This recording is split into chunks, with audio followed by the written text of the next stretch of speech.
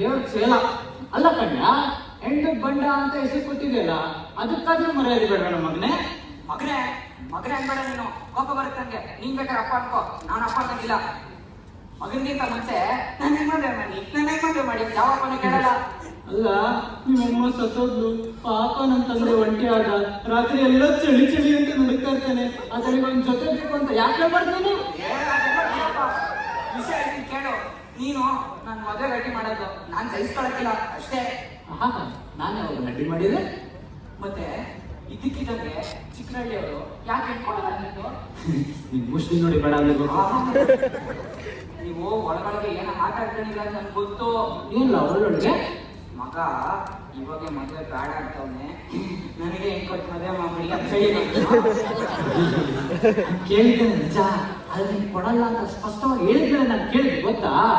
ಅಲ್ಲ ಕಣ್ಣ, ನೀನಾದ್ರೂ ಒಂದು ದೊಡ್ಡ ಮನ್ಸು ಮಾಡಿ ಮೊದಲು ನಮ್ಮ ಅಪ್ಪ ನಿಮ್ಮ ಮದುವೆ ಆಗಲಿ, ಆಮೇಲೆ ನನ್ನ ಮದುವೆ ಆಗಲಿ ಆಯ್ತು ಅಂತ ಯಾಕೆ ಹೇಳ್ಬಾರ್ದು ನೀನು? ಹಂಗಲ್ಲಪ್ಪ, ಕನಿಷ್ಠ ಪಕ್ಷ ನಿನ್ಗೆ ಒಂದು ಮದುವೆನೂ ಆಗಿದೆ, ನನ್ಗೊಂದು ಮದುವೆನೂ ಆಗಿಲ್ವೇ? ಸತ್ತೋದ್ರಲ್ಲ, ಇದಿದ್ರೆ ಕೇಳ್ತಿದ್ದ.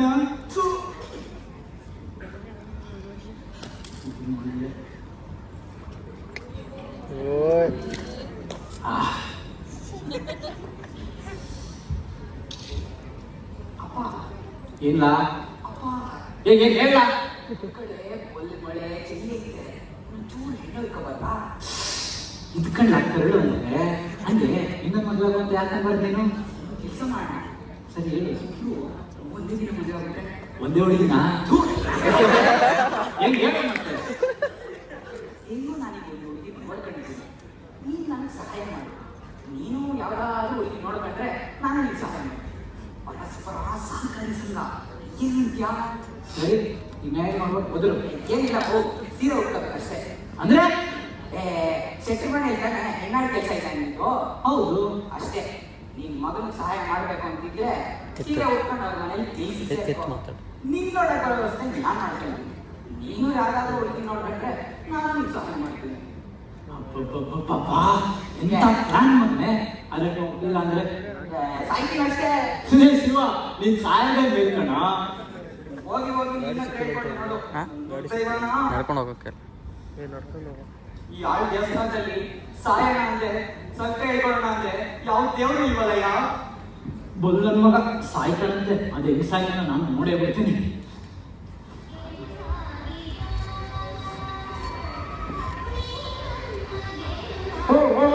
ಸಾಕು ನಿಲ್ಸಯ್ಯ, ಎಷ್ಟು ಅಂತ ಡ್ಯಾನ್ಸ್ ಮಾಡೋದು, ಕುಂದುಕೊಂಡು ತಲೆ ಆಗ್ಬಿಟ್ಟಿದ್ದೀನಿ. ಆ ಕಡೆ ಭಕ್ತರು ಇಲ್ಲ, ಪೂಜೆನೂ ಇಲ್ಲ.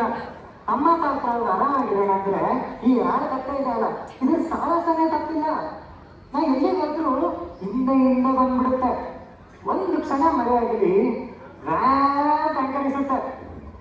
ನಮ್ಮಪ್ಪ ಶಿವನೇ ನಾನು ಕಾಪಾಡ್ಬೇಕು. ಯಾರ ಒಳಗಡೆ ಬಂದಂಗೈತೆ ರೀ? ಯಾರ್ಯಾರು ಬಾಗಲ್ತೀರಿ? ಬನ್ನಿ ಆಚೆ. ನಮಸ್ಕಾರ ಸ್ವಾಮಿ.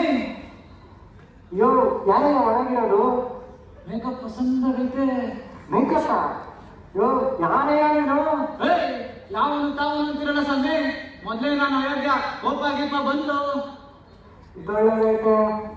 ಜನ ಕಂಡ ತಕ್ಷಣ ಬಂದು ಕಾಲಿಗೆ ಬಿದ್ದು, ದೇವ್ರೆ ನನಗೆ ಅದನ್ನ ಕೊಡಿ, ನನಗೆ ಇದನ್ನ ಕೊಡಿ ಅಂತ ಬರ ಕೇಳ್ಕೊಂತವ್ರೆ.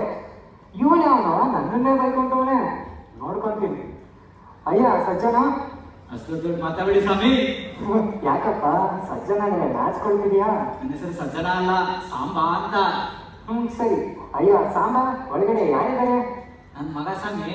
ಅದು ನಿಮ್ ನಾಟಕದಲ್ಲಿ ಅದನ್ನ ಪ್ರೀತಿ ಗೀತಿ ಅಂತಿರಲ್ಲ, ಆ ರೋಗ ತಟ್ಟಕ್ಕೆ ಅಷ್ಟೇ. ಒಳಗೆ ನೇಣಾಕನಕ್ ಹೋಗೋನೆ. ಏನೋ ಸಾಯೋದಕ್ಕೆ ಹೋಗ್ಯವನ? ಸಾಯೋದಕ್ಕೆ ಬೇರೆ ಜಾಗ ಸಿಗ್ಲಿಲ್ವಾ ನಿಮ್ಗೆ? ಒಂದು ಆಚೆ ಕಟ್ಟವನ. ಹೇಳ್ತೀನಿ, ಮೇಕಪ್ ತೆಗೀರಿ ಸ್ವಾಮಿ ನೀವು. ಇನ್ನೊಮ್ಮೆ ಹೇಳ್ತಾ ಇದ್ದೀನಿ, ನಾನು ಮೇಕಪ್ ನಲ್ಲಿರೋ ಗಣೇಶ ಅಲ್ಲ, ನಿಜವಾದ ಗಣೇಶ. ಈ ದೇವಸ್ಥಾನ ನಂದು. ಕೂತು ಕೂತು ಬೋರ್ ಆಗಿತ್ತು ಅಂತ ತುಸು ಡ್ಯಾನ್ಸ್ ಮಾಡ್ಕೊಂಡ್ ಬರೋಣ ಅಂತ ಹೋಗಿದ್ದೆ. ಅಷ್ಟರಲ್ಲೇ ಯಾರೋ ಒಳಗಡೆ ಹೋಗಿ ಸಾಯಕ್ಕಂತ ಇದು ಇಟ್ಕೊಂಡಿದ್ದಾರೆ. ಮೊದಲು ಆಚೆ ಕರೆಯೋಣ. ಇವನು ಯಾವ್ದು ನಾಟಕವನ್ನಲ್ಲ, ಯಾವ್ದು ಮುಂಚೆ ಆಸ್ಪತ್ರೆಗೆ ಹಾಕಿರ್ಬೇಕು. ಸ್ವಾಮಿ, ನೀವು ಪಾರ್ವತಿ ಪುತ್ರ ಗಣೇಶ ಅಲ್ವೇ? ಹೌದು. ಒಂದು ಪ್ರಾರ್ಥನೆ ಮಾಡ್ತೀನಿ, ವರ ಕೊಡ್ತೀರಾ? ಹಾ ಸರಿ, ಹಾಡು. ಹಾಕಪ್ಪ.